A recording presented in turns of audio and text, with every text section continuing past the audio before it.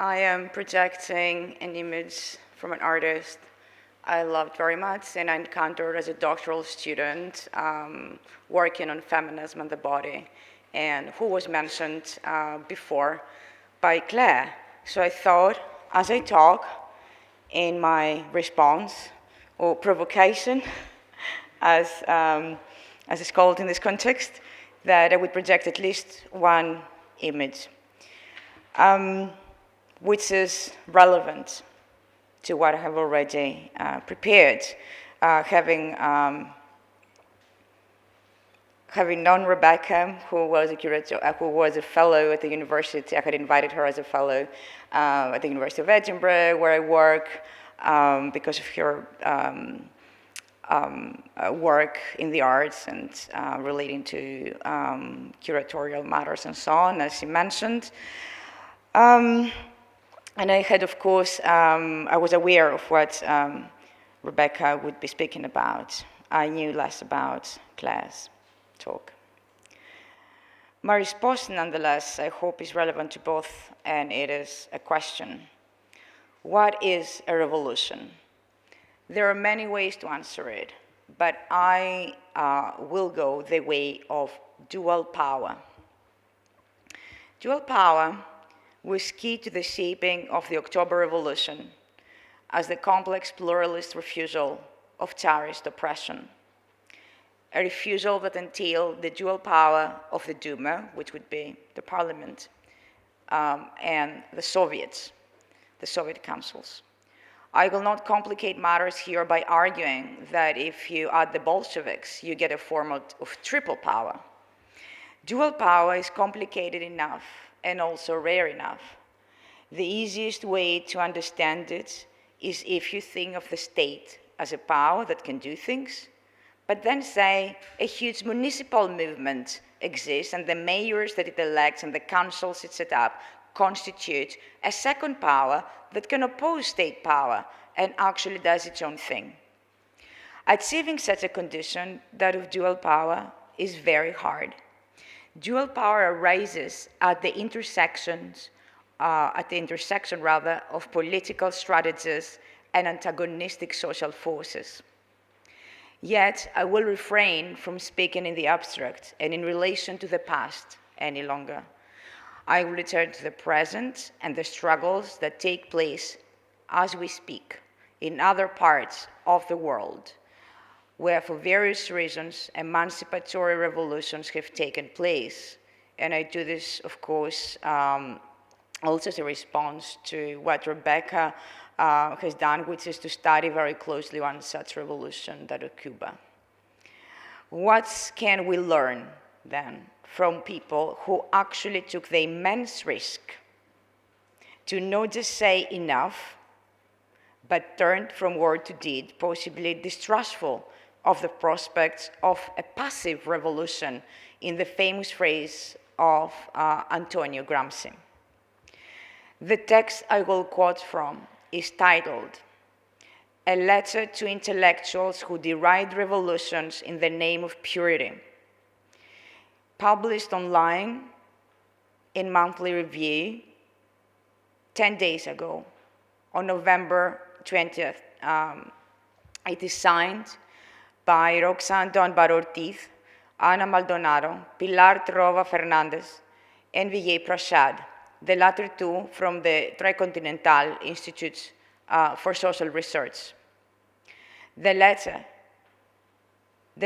to intellectuals who deride revolutions in the name of purity, refers to Bolivia and Venezuela, as Bolivia's indigenous are being slaughtered, as actually I am reading these lines, during the white bourgeoisie's coup against Morales, who was blocking access to lithium, among other things.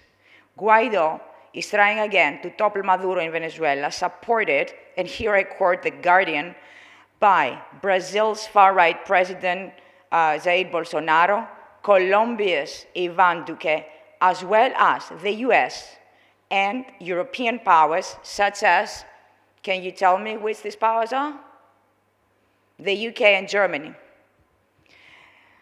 The letter's heading is alarming. It implies a rift between theory and practice, a rift that, when transposed from the art field to the social field, acquires a terrifying significance.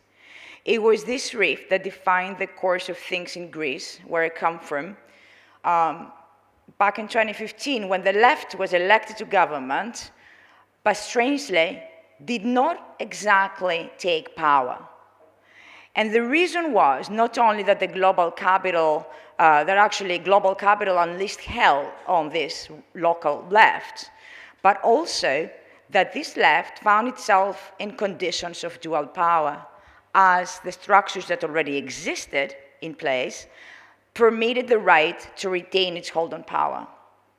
The one thing that this left did, all that it managed to do, was to push for the rights of the LGBTQ community and defend its social movements.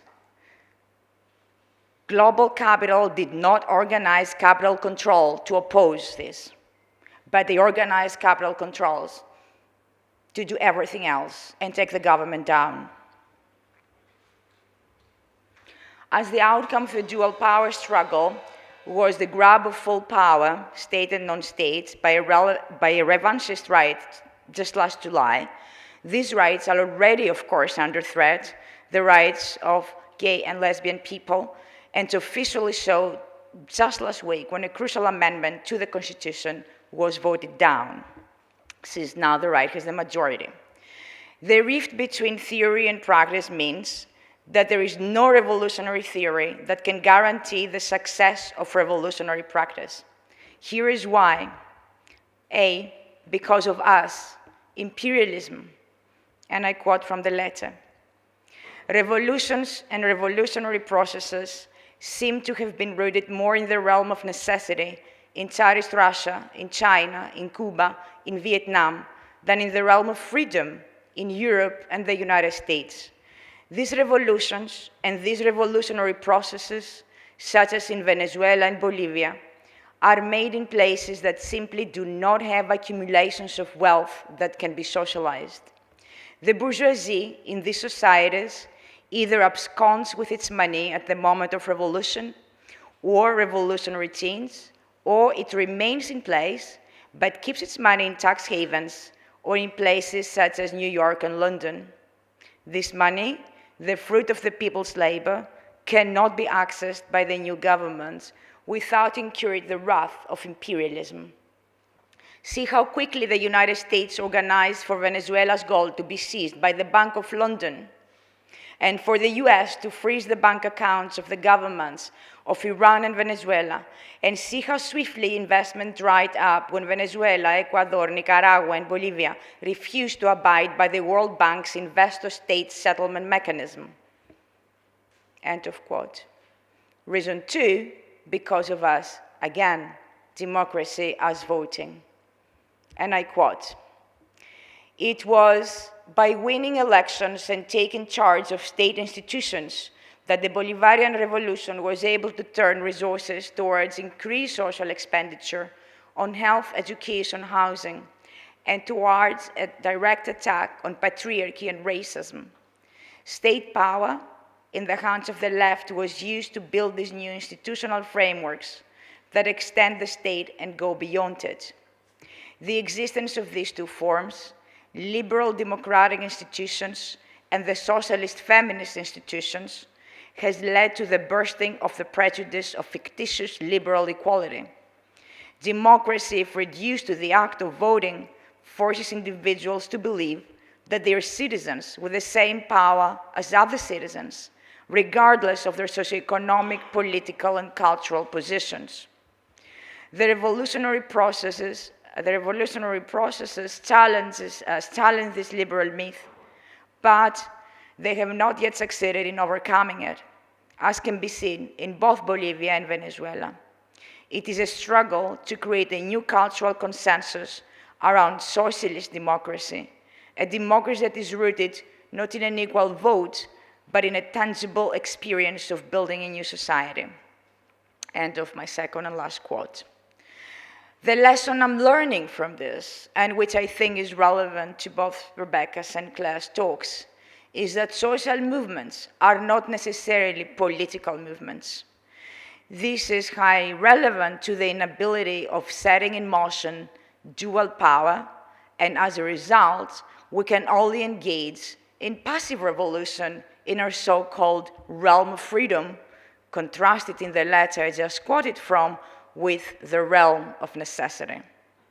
Let's forget about the fact that the realm of freedom in Europe and the USA is only possible because imperialism constructed the realm of necessity, where the slaves, the sugar, and lots of other things are coming from, and lithium too, right?